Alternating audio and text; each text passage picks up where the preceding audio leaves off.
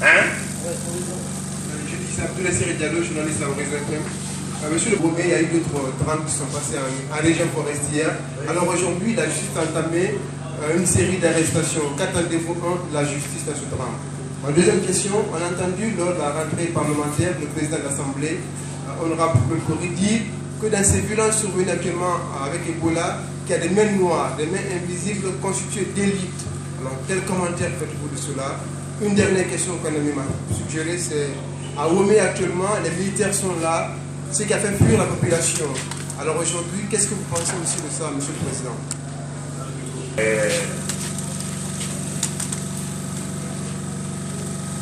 ne vais pas faire la conclusion dans la substance de vos questions. La première concernait quoi?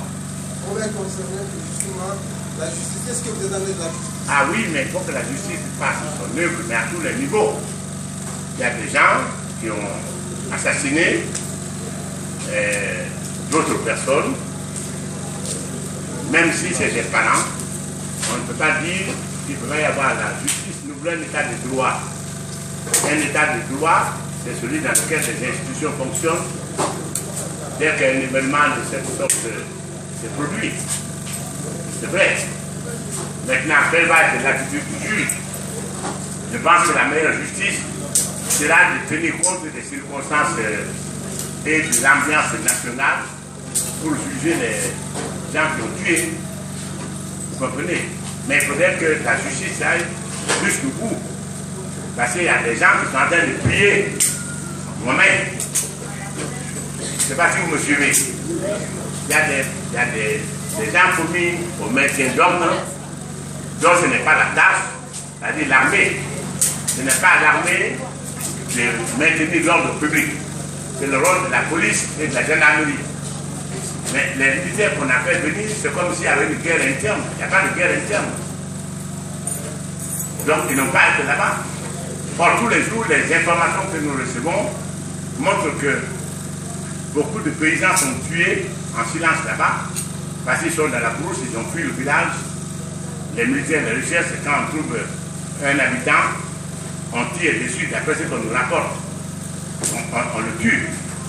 Il y a 3 jours, un groupe de militaires a été piller une ferme.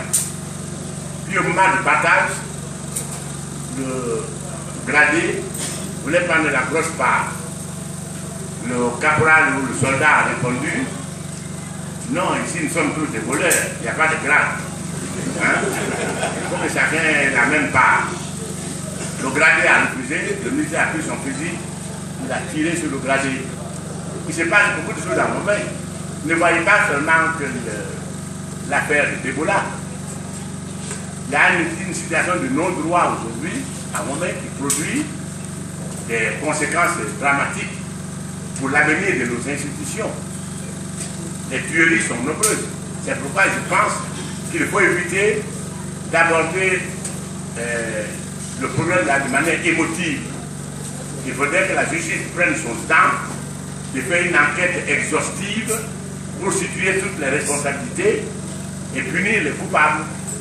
Mais si ces coupables se trouvent dans les deux camps, il faut les juger de la même manière. Il ne faudrait pas qu'il y ait 2 poids, 2 mesures. C'est ça. Je ne sais pas si vous m'avez compris. Et la dernière question concernait quoi? Le président de l'Assemblée qui dit qu'il y a des mains noires derrière ces violences. Ah, comme moi, je ne porte pas des lunettes pour voir les mains noires. Mon frère Kouri est un banquier, donc c'est un homme précis. S'il dit qu'il y a des mains noires, c'est qu'il a dû le voir. Donc, il nous laisse sur notre fin. Il doit nous dire qui est la main appartient à qui, ou ces mains appartiennent à qui. C'est son droit de dénoncer le mal, oui, c'est tout. Il faut qu'il dise qui a agité, qui agit de longue main dans notre unité. Moi je crois, mais si on parle par énigme, on ne fait qu'ajouter à la confusion. Je ne sais pas si ma réponse vous satisfait.